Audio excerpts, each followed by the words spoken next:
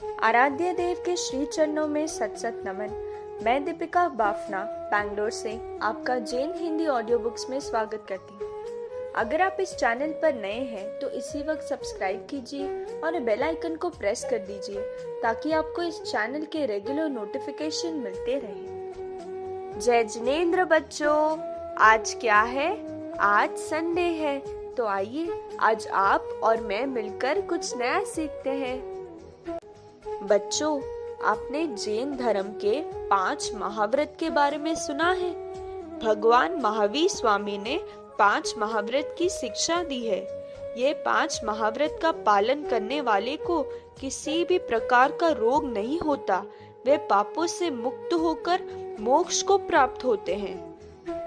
बच्चों, तो आइए आप समझते हैं कि ये 5 महाव्रत कौन से हैं। सबसे पहला है अहिंसा। अहिंसा मतलब नॉन वायलेंस।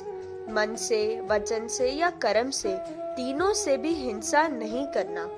मानव जीव, पशु, पक्षी सब पर दया करो। जैन धर्म ने इनको सबसे प्रमुख रखा है। अहिंसा परमो धर्म, हम सब जैन ये मानते हैं। बच्चों, जितने भी ये दुनिया में धर्म है, उन सब में अहिंसा सबसे पहला धर्म होना चाहिए। मन से भी हिंसा नहीं करना चाहिए। और बच्चों, अगर कोई जीव मरा हुआ है तो उसे खाना भी एक हिंसा ही होता है। किसी ने अगर हिंसा की है तो उसका अगर हम बचाव कर रहे हैं तो वो भी एक हिंसा ही है। तो आओ आज से हम सब मिलकर ये कोशिश करते हैं कि हम हिंसा नहीं करेंगे। बच्चों, अब दूसरा महाव्रत है सत्य। सत्य मतलब कभी झूठ नहीं बोलना चाहिए। और बच्चों, सिर्फ सच ही नहीं बोलना है, हमें सच को चुनना भी चाहिए। जो चीज जैसी है उसे वैसा ही दिखाना, और ना ही चुगली करना और ना ही किसी को धोखा देना। बच्चों, हमें हमेशा सत्य का पालन करना चाहिए। अहिंसा और सत्य के बाद आता है अचौर्य। किसी भी प्रकार की वस्तु या विचार की चोरी करना आपके आत्मसम्मान के लिए सही नहीं होता।